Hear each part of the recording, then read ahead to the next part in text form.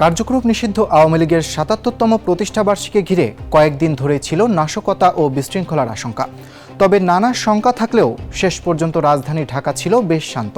কোথাও প্রকাশ্যে আওয়ামী লীগের বড় ধরনের কর্মসূচি বা মিছিল দেখা যায়নি। যদিও দেশের বিভিন্ন এলাকা থেকে ঝটিকা মিছিল ও গোপন প্রতিষ্ঠাবার্ষিকী পালনের খবর পাওয়া গেছে। দলটির প্রতিষ্ঠাবার্ষিকীকে কেন্দ্র করে মঙ্গলবার সকাল থেকেই ঢাকাসহ সারা দেশে আইনশৃঙ্খলা বাহিনীর ব্যাপক তৎপরতা চোখে পড়ে। পুলিশের দাবি, আওয়ামী লীগের কিছু নেতাকর্মী আইনশৃঙ্খলা পরিস্থিতির অবনতি ঘটানোর পরিকল্পনা করেছিল। তবে আগাম প্রস্তুতি ও কঠোর নজরদারির কারণে সেই চেষ্টা সফল হয়নি। ঢাকা মহানগর police commissioner Moseley Uddin Ahmed জানান, গোয়েন্দা তথ্যের ভিত্তিতে রাজধানী জুড়ে বিশেষ নিরাপত্তা ব্যবস্থা নেওয়া হয়েছিল, ফলে কোনো অপ্রীতিকর ঘটনা ঘটেনি। 5+ স্টার রেটিং প্রাপ্ত দেশের সর্বোচ্চ বিদ্যুৎ সাশ্রয়ী ওয়ালটন এসি স্মার্ট কমফোর্ট এখন নেক্সট লেভেলে।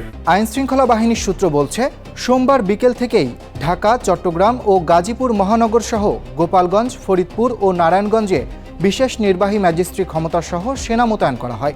পাশাপাশি কয়েকটি জেলায় বিজিবিও মোতায়েন ছিল। রাজধানীর বিভিন্ন গুরুত্বপূর্ণ পয়েন্টেও দেখা গেছে বিজিবির টহল।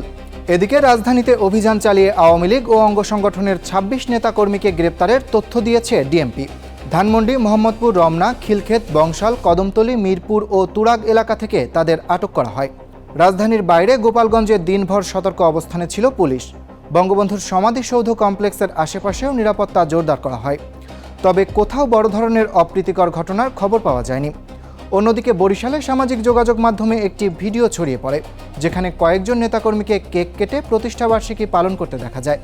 ভিডিওতে বাবুগঞ্জ উপজেলা আওয়ামী লীগের সভাপতি সর্দার মোহাম্মদ খালেদ হোসেন স্বপনের বক্তব্যও দেখা গেছে। তবে ভিডিওটি কোথায় ও কখন ধারণ করা হয়েছে তা নিশ্চিত হওয়া যায়নি। একই সঙ্গে মেহেন্দিগঞ্জেও কেক কাটা ও আনন্দ র্যালির খবর পাওয়া গেছে। ভোলার বোরহান উদ্দিনে মুখে মাস্ক পরে নিষিদ্ধ ছাত্রলীগের মশাল মিছিলের অভিযোগ উঠেছে।